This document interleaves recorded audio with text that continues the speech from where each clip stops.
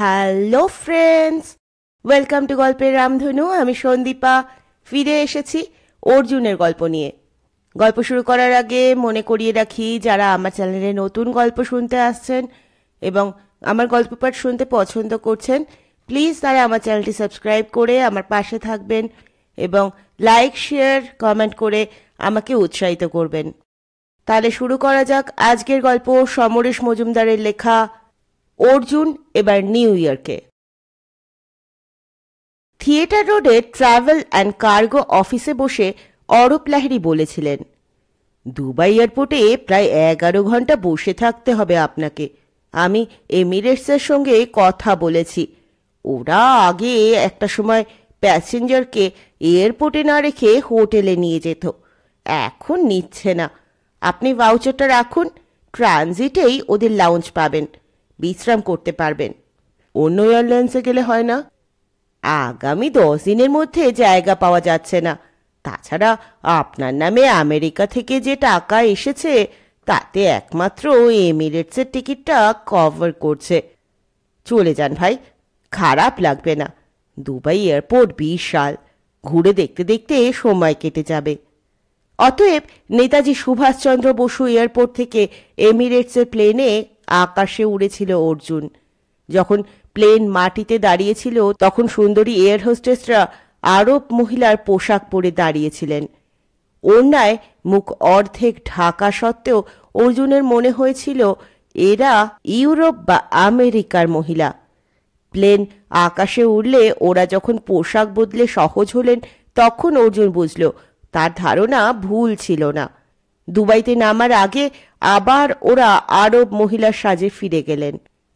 Suitcase প্লেনের পেটে, new ইয়র্কের কেনেডি এয়ারপোর্টে পৌঁছবার পর পাওয়া যাবে। অতএব খালি হাতে অর্জুন ট্রানজিট লাউঞ্জে চলে এলো। দুবাই ধনীদের জায়গা, যাদের টাকা কত তা নিয়ে তর্ক হয়। দোতলার প্যাসেজে পা দিয়েই অর্জুন যে দৃশ্য দেখল তাতে ওই তথ্যের সমর্থন পাওয়া গেল। বিশাল আলো ঝলমলে 6 তলা ধরে ডিউটি শপের মেলা, চারধারে যেন হিরে জ্বলছে। দুটো ফুটবল মাঠ এর মধ্যে ঢুকে যাবে। দোকানগুলো সামনে দিয়ে হাঁটতে হাঁটতে মনে হলো গোটা পৃথিবীর মূল্যবান জিনিস এখানে পাওয়া যাচ্ছে। খুঁজতে খুঁজতে অরূপ লাহিড়ী দেওয়া ভাউচারটা যে লাউঞ্জের তার সামনে এসে দাঁড়ালো সে। ঢুকতেই বাঁ দিকের রিসেপশনে বসা কাঠখোট্টা চেহারার এক মহিলা, যিনি অবশ্যই আরবি নন, বাজখাই গলায় জিজ্ঞেস করলেন, কি চাই? অর্জুন বলল, আমি নিউ ইয়র্কে ফ্লাইট ধরব, ততক্ষণ কি এখানে থাকতে পারি? না, পারেন না, যদি না আপনার কাছে অনুমতিপত্র থাকে। অর্জুন ভাউচার এগিয়ে দিল। সেটার ওপর চোখ বুলিয়ে কম্পিউটারে এন্ট্রি করে ভদ্রমহিলা ইশারায় জানালেন যে ভিতরে যেতে পারেন। মহিলা একবার হাসলেন, মুখের পেশি একটুও নরম হলো না। এই চাকরি করলে এমন মুখে বসে থাকা ঠিক নয় তা উনি জানেন না। ভিতরের হলঘর সুন্দর করে সাজানো। টিভিতে আরব ছবি দেখানো হচ্ছে নিঃশব্দে। সামনে বিশাল কাচের দেওয়াল, ওপাশের টারম্যাকে প্লেন নামছে উড়ছে। আচমকা এই সফর।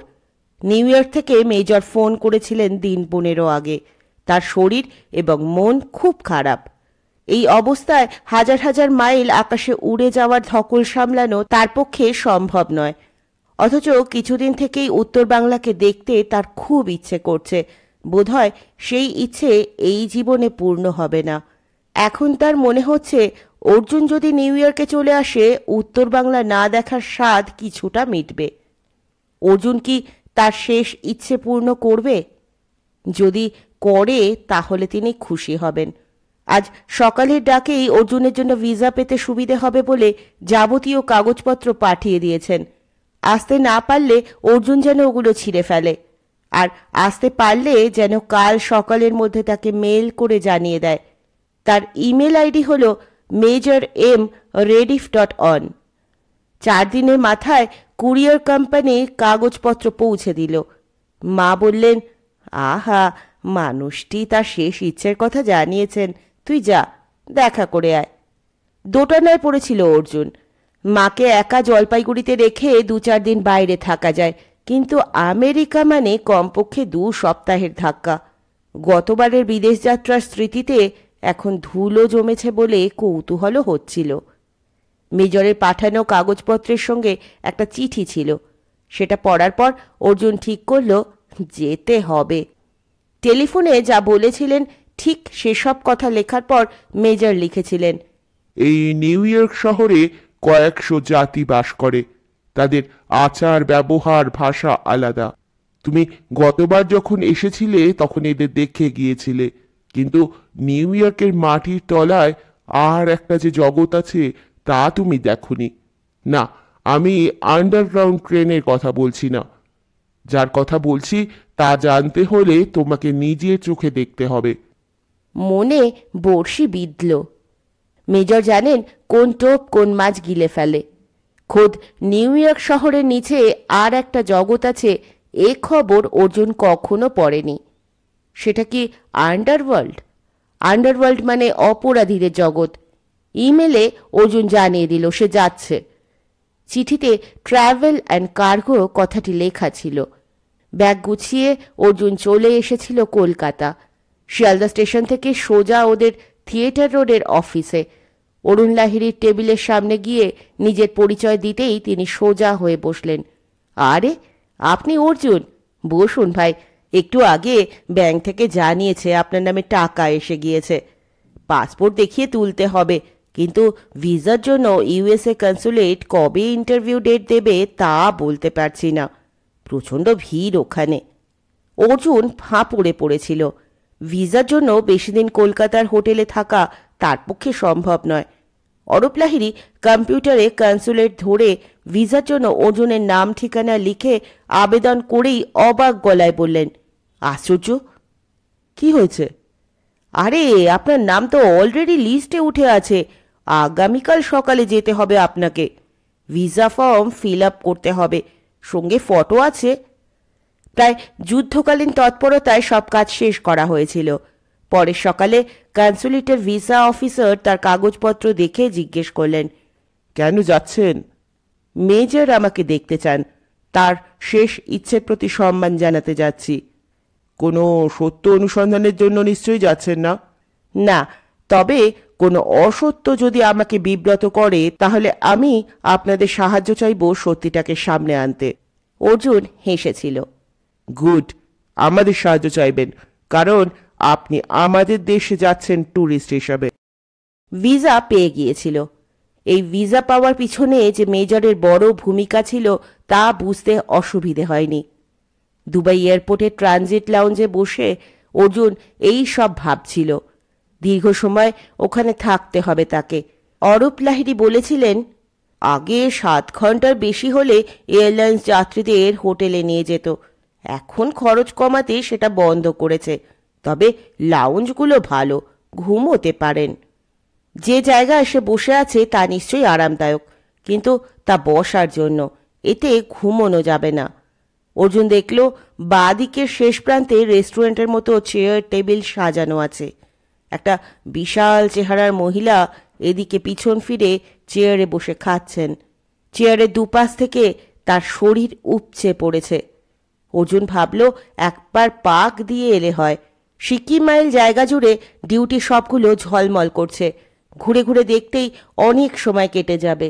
না, কোনো কেনাকাটা করার ইচ্ছে তার নেই, আর হলেও তার সাধ্য নেই। এখন ডলারের দাম কমেছে। বছরখানেক আগে 47 টাকায় $1 পাওয়া যেত, এখন 37 টাকা লাগছে। সে মাত্র $100 কিনেছে। কাউকে বলা যাবে না অঙ্কটা, কিন্তু ভারতীয় মুদ্রায় টাকাটা তার কাছে কম নয়।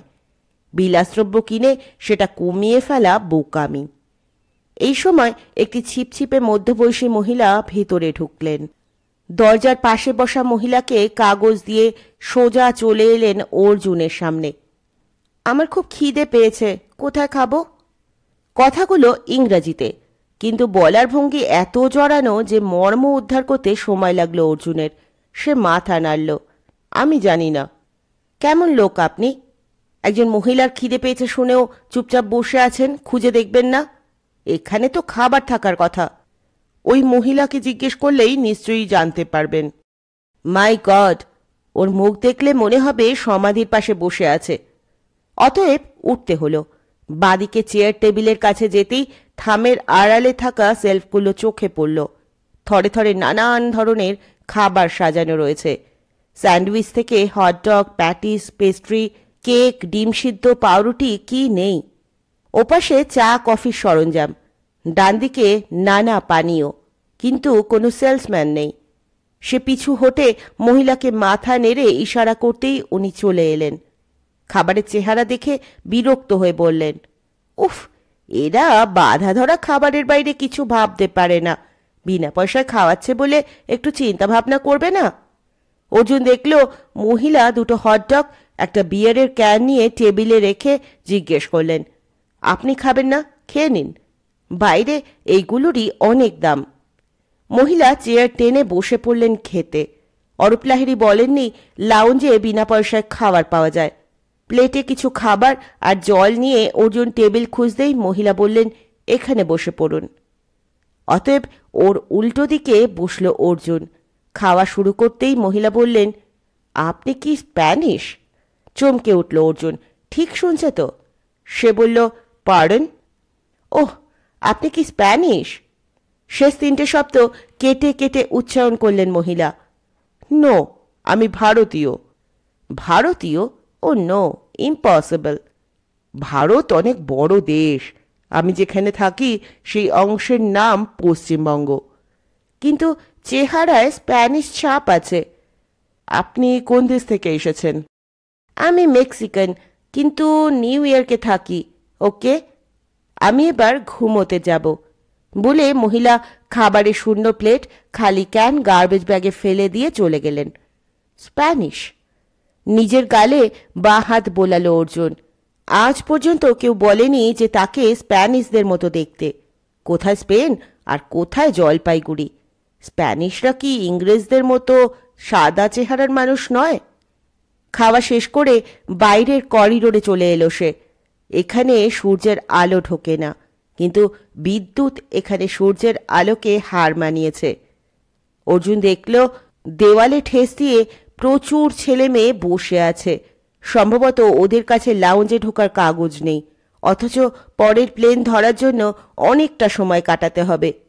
দুটো রেস্টুরেন্ট পেরোতেই ডান দিকের কাচের দেওয়ালের ওপাশে অদ্ভুত দৃশ্য দেখতে পেল সে। পরপর লম্বা ডিভান পাতা রয়েছে। ডিভানের একটা দিক ঈষৎ উঁচু, সেগুলোর বেশিরভাগই ভর্তি।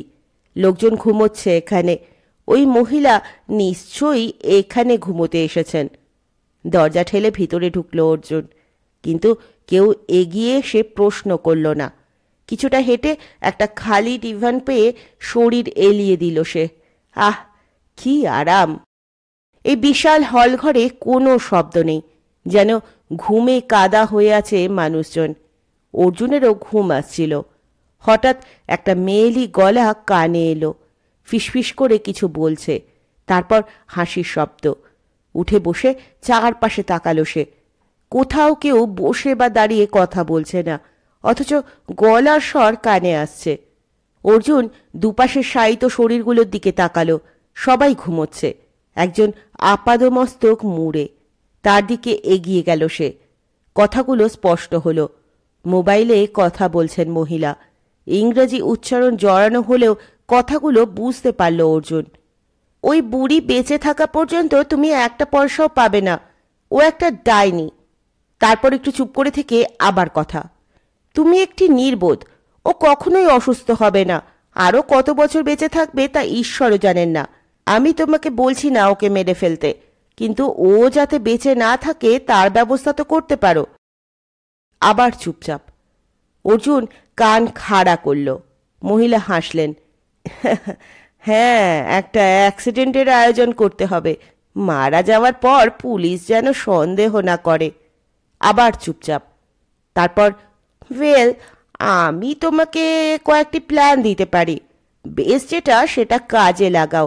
আর হ্যাঁ, এটা ঘটাতে তোমাকে আমি 2 মাস সময় দিলাম। তার মধ্যে যদি বুড়ি না মরে, তাহলে তোমার সঙ্গে কোনো সম্পর্ক রাখবো না। বাই, এবার একটু ঘুমোতে যাই। অবাক হয়ে দেখল অর্জুন, পা থেকে মাথার চুল চাদরের আড়ালে ঢাকা। একটুও না নড়ে মহিলা যে কথাগুলো বললেন তা রীতিমতো ভয়ঙ্কর। যাকে ফোন করে বৃদ্ধাকে মেরে ফেলতে বলছেন, না মারলে একটা পয়সাও পাওয়া যাবে না, সে নিশ্চয়ই পুরুষ। বৃদ্ধা নিশ্চয়ই লোকটার আত্মীয় হন। এই মহিলার মুখ দেখতে ইচ্ছে করছিল খুব। এই মুহূর্তে পৃথিবীর কত মানুষ তো খুনের পরিকল্পনা করছে, সে কি করতে পারে? কিন্তু অ্যাক্সিডেন্ট মনে হবে, অথচ মারা যাবে এমন প্ল্যান যে দিতে পারে, তার মুখ দেখতে খুব ইচ্ছে করছিল। চাদর সরিয়ে মুখ দেখা যাবে না। মহিলা চিৎকার করলে পুলিশ তাকে জেলে পুরবে। কেন চাদর তুলেছিল তা বললেও পুলিশকে প্রমাণ দিতে না পারায় বিশ্বাস করবে না।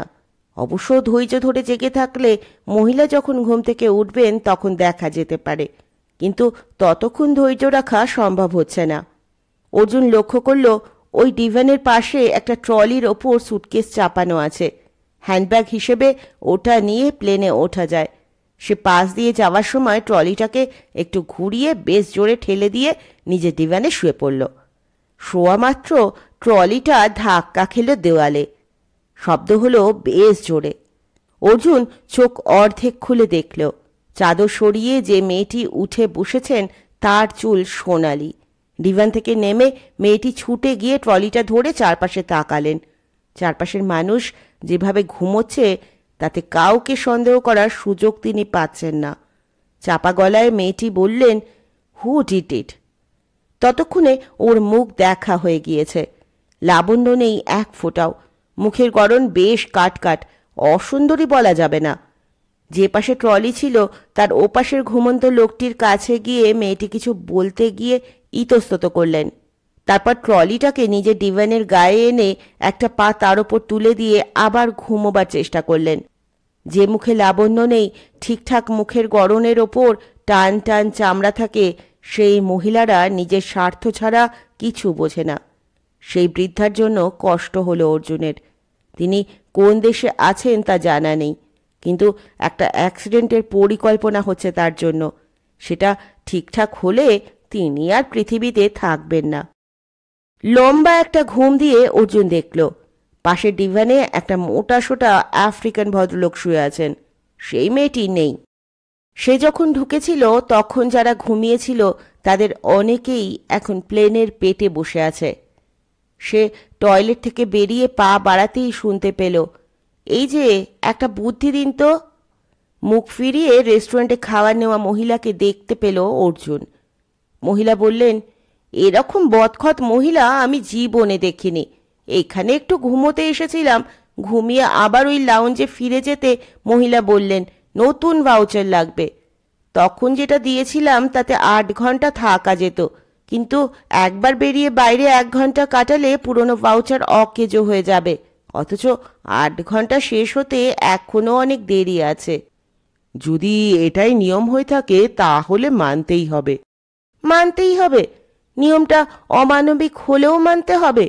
তাছাড়া নিয়মটা করেছে কে? আপনার কি প্রতিবাদ করার ইচ্ছে হচ্ছে না? মহিলা ঝাঁঝিয়ে উঠলেন। প্রতিবাদ করলেও কোনো কাজ হবে বলে মনে হয় না। কিছুক্ষণ অবাক হয়ে তাকিয়ে ভদ্রমহিলা বললেন, ঠিক, আমি একটা ভুল ভেবেছি। মানে? আপনাকে আমি স্প্যানিশ ভেবেছিলাম, আপনি মোটেই তা নন। আপনি 100 ভাগ ভারতীয়। ভদ্রমহিলা আর দাঁড়ালেন না। হকচকিয়ে গিয়েছিল অর্জুন। ভদ্রমহিলা তাকে ঘুরিয়ে গালিগালাজ দিয়ে গেলেন। এরা নিশ্চয়ই মনে করেন ভারতীয় মানে খুব দুর্বল, প্রতিবাদ করতে চায় না, অন্যায় মেনে নেয়। এরকম ধারণা কি করে হলো কে জানে। ডিউটি ফ্রি শপগুলোর সামনে দিয়ে হাঁটা একটা বিরল অভিজ্ঞতা। পারফিউমের দোকানে গিয়ে তার চোখ ছানা বড়া। $50 থেকে $500 পারফিউম লোকে কিনছে। কর ছাড়া বিক্রি হচ্ছে বলে বাইরের চেয়ে এখানে বেশ সস্তায় পাওয়া যাচ্ছে। মাত্র $100 যার পকেটে, তার উচিত শুধু দেখে যাওয়া। দোকানের সামনে একটি সুদৃশ্য গাড়ি দাঁড়িয়ে, দেখলেই চোখ জুড়িয়ে যায়। এরকম 4টে দোকান থেকে জিনিস কিনলে যে রসিদ পাওয়া যাবে তার নাম্বার নিয়ে মাসে একবার লটারি হবে। লটারিতে রসিদের নাম্বার উঠলে এই গাড়ি পুরস্কার হিসেবে পাওয়া যাবে। অর্থাৎ একটা $50 পারফিউম কিনলে $1,00,000 গাড়ির চাবি পকেটে আসতে পারে। কিন্তু অসম্ভব। $50 সে ইচ্ছে করলেও খরচ করতে পারবে না। অর্জুন দেখল জিনিস কিনে লোকেরা লাইন দিয়ে পাসপোর্ট বোর্ডিং কার্ড দেখিয়ে পেমেন্ট দিচ্ছে, তারপর যে যার গন্তব্যে উড়ে যাবে। ধরা যাক লটারি হবে দিন 10 পরে। যার নাম্বার সেই লটারিতে উঠবে সে হয়তো থাকে কুচবিহারে। পাসপোর্টের নাম্বার দেখে এরা কি তার সঙ্গে যোগাযোগ করবে? না করলে তো সেই ভদ্রলোক কোনোদিন জানতেও পারবেন না। সে লক্ষ্য করল পাসপোর্টের নাম্বারটাই ওরা রসিদে লিখছে। কোথা থেকে ইস্যু হয়েছিল, কোন তারিখে, তা নিয়ে মাথা ঘামাচ্ছে না। শুধু ওই নাম্বার দেখে লোক কি করে খুঁজে পাবে কে জানে। ঘুরতে ঘুরতে আবার অর্জুন ফিরে এলো সেই জায়গায় যেখানে সে শুয়েছিল। এখনো প্রায় ঘন্টাখানেক বাকি আছে প্লেন ছাড়তে। ভিতরে তাকিয়ে এসে দেখল ডিভানগুলো আবার ভর্তি হয়ে গিয়েছে। পৃথিবীর বিভিন্ন প্রান্ত থেকে মানুষ দুবাইতে নেমে ডিভানগুলোতে কিছুক্ষণ ঘুমিয়ে আবার বিভিন্ন প্রান্তে উড়ে যাচ্ছে। এই সময় হন্তদন্ত হয়ে সে সোনালি চুলের মেয়েটি কাচের দরজা ঠেলে ভিতরে ঢুকে গিয়ে যে ডিভানে শুয়েছিলেন তার সামনে গিয়ে দাঁড়ালেন। সেখানে সেই আফ্রিকান ভদ্রলোক নিশ্চিন্তে ঘুমোচ্ছেন। মেয়েটি ডিভানের আশপাশ দেখলেন, ঝুঁকে নিচের দিকে তাকালেন। শেষ পর্যন্ত মরিয়া হয়ে লোকটির কাঁধে টোকা দিয়ে কিছু বললেন। খুব বিরক্ত মুখে লোকটি মাথা নেড়ে আবার চোখ বন্ধ করল। সোনালি চুলের মেয়েটি যে খুব হতাশ হয়েছেন তা বোঝা যাচ্ছিল। কাচের দরজা ঠেলে বেরিয়ে এসে তিনি অর্জুনের দিকে তাকালেন। কপালে ভাঁজ পড়ল। তারপর বললেন, এক্সকিউজ মি, আপনি আমার পাশের ডিভানে শুয়েছিলেন? নীরবে মাথা নাড়ল অর্জুন। হ্যাঁ। আমি আমার সেলফোনটা হারিয়ে ফেলেছি, অথবা আমি যখন ঘুমোচ্ছিলাম তখন কেউ ওটা তুলে নিয়েছে। বাই এনি চান্স আপনি কি ওটা দেখেছেন? না, খুব দামি সেট বোধ হয়। Not that. আজ এখানে এসে আমি একজনের সঙ্গে যে কথা বলেছিলাম তার রেকর্ড করে রেখেছিলাম। সেটা এক বৃদ্ধা মহিলাকে শোনানো খুব দরকার। সেই অর্থে ওই সেলফোনটার অনেক দাম। কি যে করি। সোনালি চুল ঠোঁট কামড়ালেন। কমপ্লেন করুন। করেছি। ওরা পাবলিক অ্যাড্রেস সিস্টেমে অ্যানাউন্স করেছে, লাভ হয়নি। নান মুখে বললেন মেয়েটি। কিছু মনে করবেন না, আপনি বলছেন একজনের সঙ্গে যা কথা বলেছেন তার রেকর্ড করেছেন একজন বৃদ্ধাকে শোনাবেন বলে। এটা পরে আবার করতে পারেন না? না, ও নেশার ঘোরে যা বলেছে তা স্বাভাবিক অবস্থায় বলবে না, উল্টে সন্দেহ করবে। ও, উনি নিশ্চয়ই ওই বৃদ্ধার বিরুদ্ধে কিছু কথা বলেছেন। হঠাৎ সোনালি চুল ঘুরে দাঁড়ালেন। আপনার এত কৌতূহল কেন? আমার মনে হচ্ছে আপনি বৃদ্ধাকে সতর্ক করে দিতে চান। হ্যাঁ, কিন্তু আপনার এটা মনে হচ্ছে কেন? সেলফোনটা আপনি খুঁজছেন, না পেয়ে আপসেট হচ্ছেন, সেই কারণে। আপনি ওই বৃদ্ধাকে সতর্ক করবেন কেন? নিশ্চয়ই তার বিপদ হতে পারে। কেউ তাকে খুন করতে পারে, অথবা একটা অ্যাক্সিডেন্টের বাহানা তৈরি করে মেরে ফেলতে পারে। অতএব ওই বৃদ্ধা যেন লোকটিকে বিশ্বাস না করেন। সেটা করবেন না ওর নিজের গলায় বলা কথাগুলো শুনলে। ভুল বলছি? আপনি কে? আমি একজন ট্যুরিস্ট। হঠাৎ চোখ বড় হলো সোনালি চুলের। বুঝতে পেরেছি। আমি কাল সেলফোনে যা বলেছি তা পাশের ডিভানে শুয়ে আপনি শুনতে পেয়েছেন। অত জোরে কথা বললে কান বন্ধ রাখবো কি করে? তাহলে বুঝতেই পারছেন ওই সেলফোনটা পাওয়া কত জরুরি। নিশ্চয়ই। সেটা যখন পাচ্ছেন না তখন এখনই ওই বৃদ্ধাকে ফোনে সব কথা খুলে বলুন। বেশি দেরি করবেন না। কেন? ভদ্রলোকের মুখ থেকে কাল কথা বের করতে গিয়ে আপনিও তো কম কিছু বলেননি। শুধু ওই কথাগুলো বলার জন্য আপনার বিরুদ্ধে ব্যবস্থা নেওয়া যেতে পারে। আপনি যেমন রেকর্ড করে রেখেছেন তেমন উনিও আপনার কথা রেকর্ড করে থাকতে পারেন। বৃদ্ধাকে শুনিয়ে তার কাছের লোক হয়ে যেতে পারেন, যা আপনি হতে চাইছেন। উনি বৃদ্ধার কাছে পৌঁছবার আগেই ফোনটা করে ফেলুন। অর্জুনের কথা শেষ হতেই থ্যাংক ইউ বলে সোনালি চুল ছুটে গেলেন দেওয়ালের গায়ে ঝোলানো ফোনগুলোর দিকে। তখনই আকাশবাণী হলো, নিউ ইয়র্কগামী এমিটার্সের প্লেন 28 নম্বর গেট থেকে উড়বে। প্যাসেঞ্জারদের সিকিউরিটি চেকিংয়ের জন্য যেতে বলা হচ্ছে। অনেকটা পথ হেঁটে 28 নম্বর গেটে পৌঁছতেই পাবলিক অ্যাড্রেস সিস্টেমে ঘোষণা শোনা গেল, মিস লিজা ক্লিন্টন, দয়া করে এনকোয়ারিতে চলে আসুন। আপনার সেলফোন লেডিস টয়লেটে পাওয়া গিয়েছে। অর্জুন সোনালি চুলের মুখ অনুমান করল। যদি এর মধ্যে বৃদ্ধার সঙ্গে তার কথা হয়ে গিয়ে থাকে, তাহলে এখন ছুটছেন সেলফোন ফিরিয়ে নিতে। বৃদ্ধার মৃত্যুর জন্য যিনি 2 মাসের বেশি অপেক্ষা করবেন না বলেছিলেন, তিনি আজ বৃদ্ধাকে সতর্ক করছেন। এরকম অভিজ্ঞতা অর্জুনের আগে হয়নি। দুবাই থেকে নিউ ইয়র্ক যাওয়ার পথে কোথাও নামছে না প্লেন। যত উঠছে তত সময় পিছিয়ে যাচ্ছে। এতক্ষণে কলকাতায় রাত নেমে যাওয়ার কথা, কিন্তু এখানে এখনো দুপুর। সারা আকাশ জুড়ে সূর্য, সাদা মেঘ নিচে থাকায় পৃথিবীটা দেখা যাচ্ছে না। নিউ ইয়র্কে এখন বোধহয় রাত শেষ হয়নি। চোখ বন্ধ করলেও ঘুম আসছিল না, অথচ আশেপাশের মানুষগুলো নিশ্চিন্তে ঘুমোচ্ছে। পৃথিবীর আকাশের অন্তত 35,000 ফুট উঁচুতে এই প্লেনটা যেন একটা ছোটোখাটো পৃথিবী হয়ে আছে। চীনে ভদ্রলোকের পাশে আফ্রিকান, জাপানের পাশে আরব, আমেরিকানের পাশে বাংলাদেশের মানুষ। টয়লেট যাওয়ার জন্য প্যাসেজে পা রাখল অর্জুন। দুটো দরজাতেই অকুপায়েড শব্দটা জ্বলছে। একটা দরজার সামনে দাঁড়িয়ে সে দুপাশে তাকালো। একমাত্র প্লেনের নম্র গর্জন ছাড়া আর কোনো শব্দ নেই। সামনের দরজাটা খুলে যেতে সে একটু সরে দাঁড়ালো, যাতে বেরিয়ে আসা মানুষটি স্বচ্ছন্দে যেতে পারে।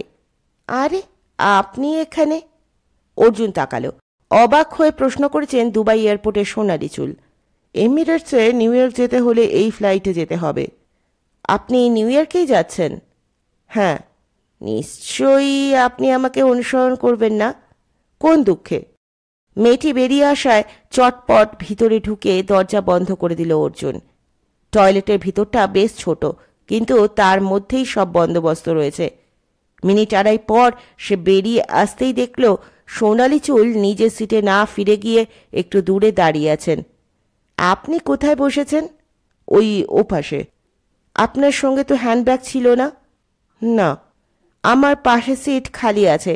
আপনি যদি এসে বসেন তাহলে আমরা কথা বলতে পারি। আমার আর টিভি দেখতে ভালো লাগছে না। এক মুহূর্ত ভেবে অর্জুন মাথা নাড়ল, তারপর মেয়েটিকে অনুসরণ করল। এই ফ্লাইটের প্রত্যেক আসনের সামনে একটা ছোট টিভি মনিটর রয়েছে, যেটা সামনের সিটের পিছনে লাগানো। হেডফোন ব্যবহার করে তার সংলাপ শুনতে হয়। পাশাপাশি 3টে সিটের দুটোই খালি। সোনালি চুল জানলার পাশে বসলে অর্জুন মাঝখানের সিট ছেড়ে তৃতীয়টিতে বসল। আপনি কেন আমেরিকা যাচ্ছেন? বেড়াতে। ও, আমি লিজা ক্লিন্টন। একটু আগে আপনার নাম দুবাই এয়ারপোর্টে সবাই শুনেছে। আপনি আপনার সেলফোন ফিরে পেয়েছেন।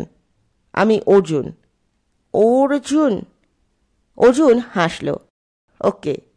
কিছুক্ষণ চুপচাপ বসে থেকে লিজা বলল, ফোনটা ফিরে পেয়ে কোনো লাভ হলো না। কেন? আপনি তো সেই বৃদ্ধাকে শোনাতে পারবেন। জানি না পারবো কি না। উনি এখন হাসপাতালে। হাসপাতালে? চমকে তাকালো অর্জুন। আপনার পরামর্শ যদি কয়েক ঘন্টা আগে পেতাম তাহলে ভদ্রমহিলাকে দুর্ঘটনায় পড়তে হতো না, সাবধান করে দিতাম।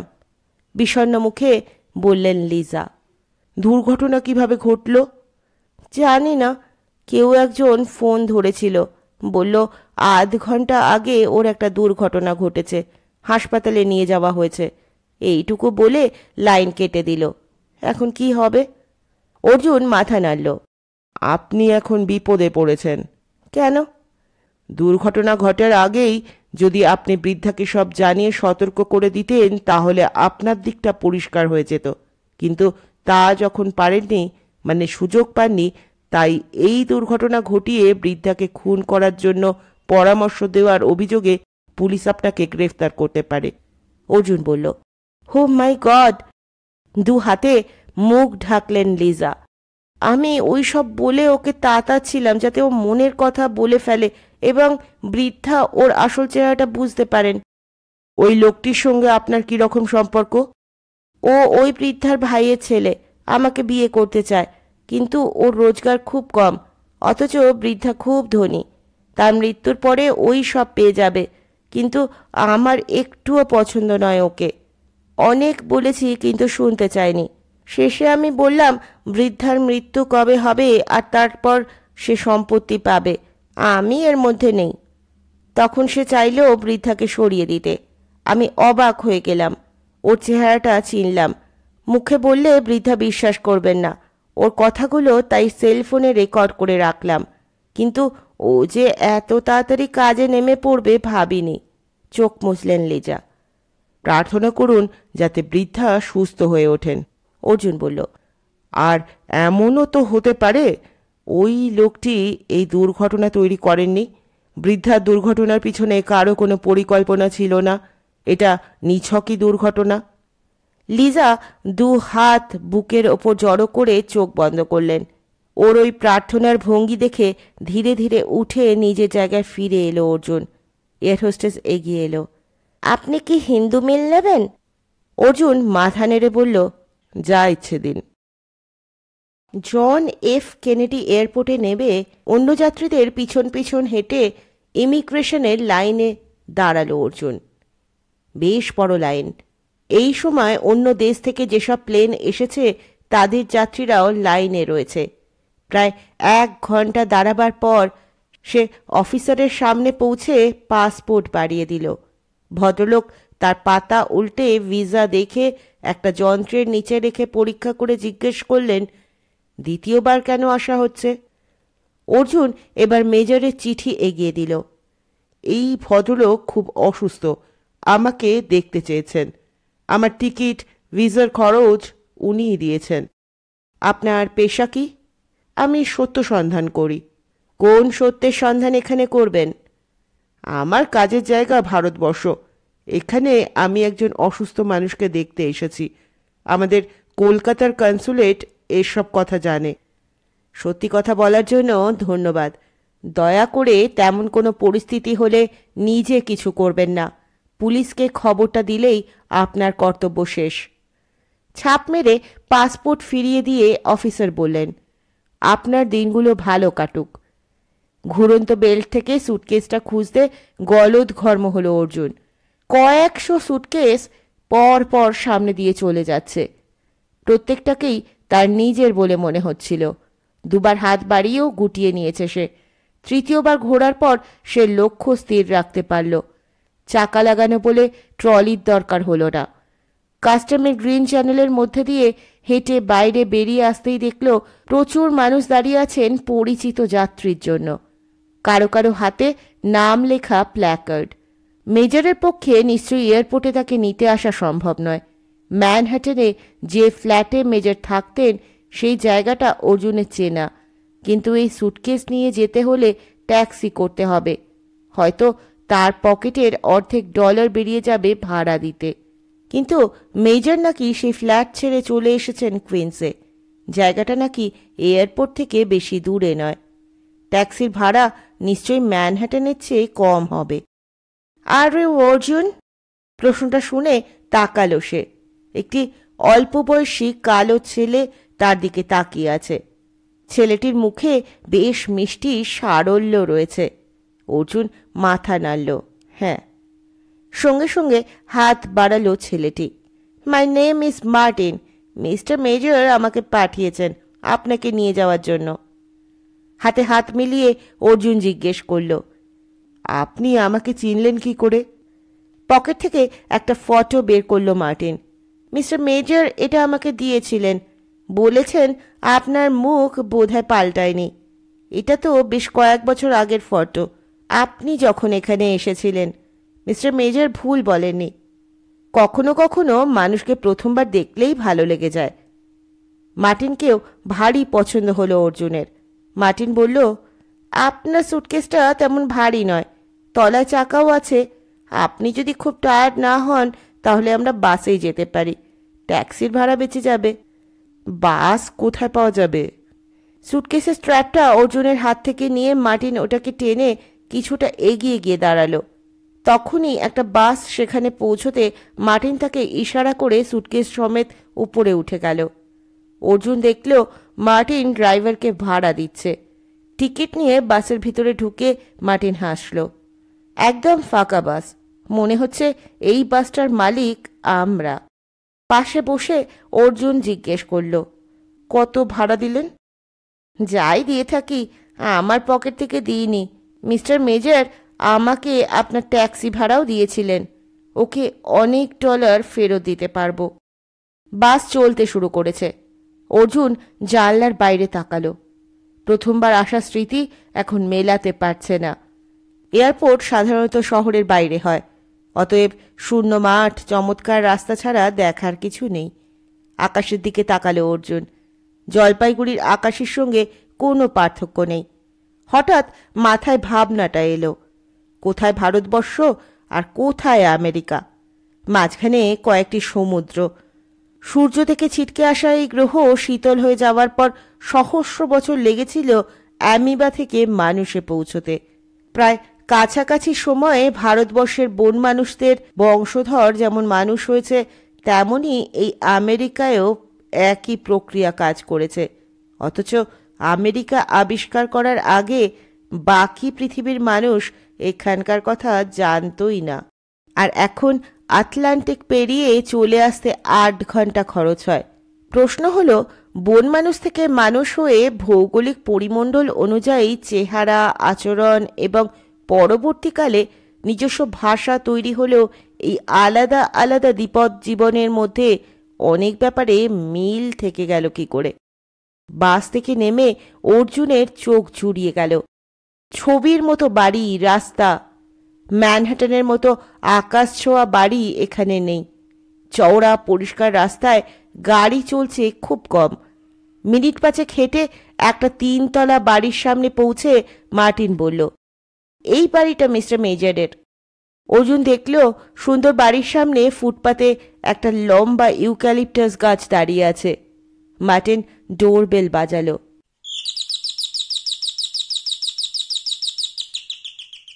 কয়েক সেকেন্ড পর স্পিকারে গলা ভেসে এলো।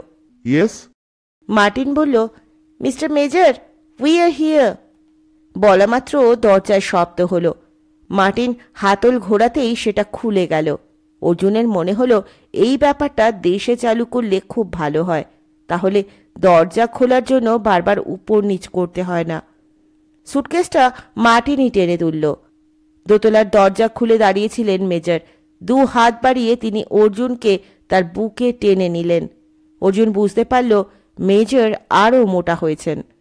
আলিঙ্গনের পর অর্জুনের 2 কাঁধ ধরে মেজর বললেন, আমি খুব খুশি আমার অনুরোধ রেখেছ বলে।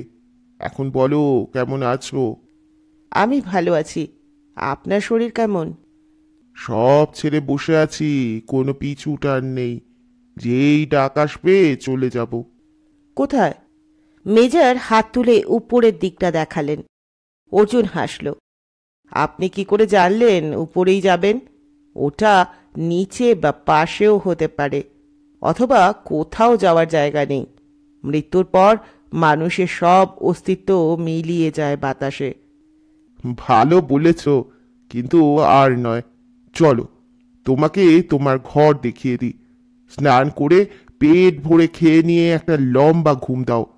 অনেকটা পথ এসেছো, জেট ল্যাগ হয়ে গেলে কষ্ট পাবে।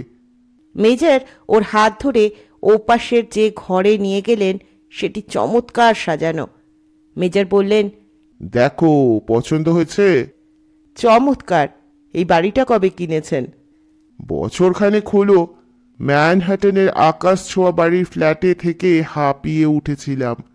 মাটিতে হাঁটাহাঁটি করা ওখানে সম্ভব নয়। ম্যানহাটনে জীবন 24 ঘন্টা এত জোরে ছোটে যে তার সঙ্গে তাল রাখার বয়স আমার চলে গিয়েছে। তাই চলে এলাম এখানে। ওই দেখো, ওটা একটা চাঁপা গাছ। আমাদের দেশের চাঁপা নয়, চাঁপার মতো দেখতে বলে আমি নাম দিয়েছি চাঁপা গাছ। তার পাশে দেবদারু। ওই দুটো গাছে থাকতে খুব ভালোবাসে কাঠবেড়ালিরা। এর মধ্যেই ওরা আমার বন্ধু হয়ে গিয়েছে। রোজ ভোরে আর বিকেলবেলায় ওদের চিনে বাদাম খাওয়াতে হয়। আর এই পাড়াটা দেখো, একদম ছবির মতো, কোনো বাড়ি 4 তলায় নয়। মেজরকে খুব তৃপ্ত দেখাচ্ছিল। এই সময় মার্টিন কাছে এলো, হেসে বলল, আপনি বলছিলেন অর্জুন খুব টায়ার্ড। ওহো, নিশ্চয়ই। যাও অর্জুন, চেঞ্জ করে একটা শাওয়ার নিয়ে নাও, তারপর কিছু খেয়ে লম্বা ঘুম দাও, পরে গল্প করব। অর্জুনের পিঠ চাপড়ালেন মেজর। স্নান সেরে পোশাক বদলাতে বদলাতে অর্জুনের মনে হলো মেজরের স্বভাবের অনেক পরিবর্তন হয়ে গিয়েছে। আগের মতো কথায় কথায় রেগে যাওয়া, সেই ডোন্ট কেয়ার ভাবটা একদম নেই। পাকা দাড়ি, টাক পড়ে যাওয়া মাথায় এখন ওকে বেশ স্নেহশীল দাদু ছাড়া অন্য কিছু ভাবা যায় না। অর্জুনের ঘুম ভাঙল বিকেল 4টে নাগাদ। মুখ ধুয়ে পোশাক পাল্টে সে ব্যালকনিতে দাঁড়াতেই দৃশ্যটা দেখতে পেল। মূল দরজার বাইরে মোড়া পেতে বসে আছেন মেজর, দুটো হাত সামনে বাড়ানো, তাতে প্রচুর চিনেবাদাম। আর অর্জুন গুনল 9টা কাঠবেড়ালি তার কাঁধ থেকে হাতে নেমে এগিয়ে গিয়ে একটা একটা বাদাম তুলে নিয়ে লাফিয়ে নেমে খাচ্ছে। ওদের খাওয়ার ধরনটা চমৎকার। দুটো পায়ের ওপর ভর দিয়ে দাঁড়িয়ে ওপরের দুটো পা হাতের মতো ব্যবহার করে বাদাম খাচ্ছে। অর্জুন নিচে নেমে আসতেই সব কটা কাঠবেড়ালি দুদ্দার করে সামনের গাছ দুটোয় উঠে গেল। অর্জুন বলল, সরি। তোমাকে কখনো দেখেনি তো, দেখলেই হবে না। তোমার গায়ের গন্ধ যতক্ষণ ওদের পছন্দ না হবে ততক্ষণ তোমাকে ওরা বন্ধু বলে ভাববে না। মার্টিনকে তো রোজ দেখছে, কিন্তু ওই কারণে ওকে পছন্দ করে না। হাসলেন মেজর। মার্টিন কোথায়? ও কাজে গিয়েছে, তোমাকে আনতে হবে বলে ও ডিউটি বিকেলের শিফটে করে নিয়েছিল। কেন, চা খাবে? চলো করে দিচ্ছি। না না, আপনি বসুন, আমি চা করছি। তুমি করবে? লাস্ট কবে চা বানিয়েছ? এটা তো শুক্তো রান্না নয়, আমি করছি, খেয়ে বলবেন। অর্জুন ওপরে উঠে গেল। কিচেনে ঢুকে সে বেশ ঘাবড়ে গেল। গ্যাস আছে, পাশে জলের ব্যবস্থা, ওপাশে সিঙ্ক, কিন্তু ওপরে দুটো তাকে অন্তত গোটা 30 কৌটো পর পর সাজানো আছে। প্রথমটা খুলতেই 5 ফোড়ন দেখা গেল। কোনটায় চা আছে কোনটায় চিনি তা বের করতে হলে তো সবকটাই খুলে দেখতে হবে। দ্বিতীয়টাকে হাত না দিয়ে গ্যাসের সামনে কৌটো খুলতেই টি ব্যাগ পেয়ে গেল অর্জুন। পাশেরটায় চিনি, তারপরেরটায় লবণ। জিভে স্বাদ নিয়ে ও দুটোকে আলাদা করতে হলো। অর্জুন ব্যালকনিতে গিয়ে জিজ্ঞেস করল, আপনি কি চায়ে চিনি খান? কথা না বলে মাথা নেড়ে না বললেন মেজর, কারণ এখন তার শরীর জুড়ে কাঠবেড়ালিরা খেলা করছে। অর্জুনের মনে হলো কাঠবেড়ালিরা মেজরকে একটা ছোট গাছ বলে ভেবে নিয়েছে। ম্যানহাটনের আকাশচুম্বী বাড়ির ফ্ল্যাট ছেড়ে এখানে চলে এসে মেজর বেশ ভালো আছেন। চায়ের ডাক পেয়ে মেজর উপরে চলে এলেন, চুমুক দিয়ে বললেন, বাহ। গুছিয়ে বসে অর্জুন জিজ্ঞেস করল, এবার বলুন, জরুরি তলব কেন? কৈফিয়ত চাইছো নাকি? মেজরের চোখ ছোট হলো। না না, স্রেফ কৌতূহল। তোমাকে অনেকদিন দেখিনি, মন টানছিল। আরে বয়স হয়েছে তো, তাই তোমাকে দেখতে ইচ্ছে হলো। ও হ্যাঁ, আগামীকাল আমি শ্রাদ্ধ করব। শ্রাদ্ধ? কার? মেজর হাসলেন। আত্মীয় স্বজন যখন কেউ নেই তখন নিজের শ্রাদ্ধ নিজেকেই করতে হবে। প্রায় 45 বছর পরে এই দাড়ির মায়া কাটাতে হবে। তার মানে আপনি কাল দাড়ি কামাবেন, ন্যাড়া হবেন? হকচকিয়ে গেল অর্জুন। দাড়ি ছাড়া মেজরকে ভাবাই যায় না, না জানলে দেখে চিনতে পারবে না। মেজর হাসলেন। আমি চলে গেলে আমার শ্রাদ্ধ করার জন্য কেউ থাকবে না। হিন্দু বাবা মায়ের সন্তান যখন, তখন কাজটা নিজেই করে চাই। কেন করছি জানো? একটু একটু করে মায়া কাটাতে চাই। আয়নায় দাড়ি কফিন মুখ দেখে ভাববো এটা আমি নই, ব্যাস মায়া কমে যাবে। অর্জুন বলল, কিছু মনে করবেন না, এটা একদম ছেলে মানুষই। ঠিক তখনই ডোর বেল বাজল।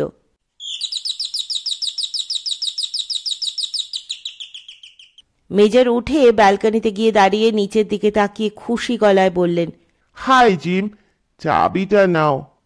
দড়িতে বাঁধা চাবি উপর থেকে নিচে ফেলে দিলেন মেজর। নিচের দরজাটা খুলে গেল। দড়ি ওপরে তুলে রেখে অর্জুনের সামনে চলে এলেন।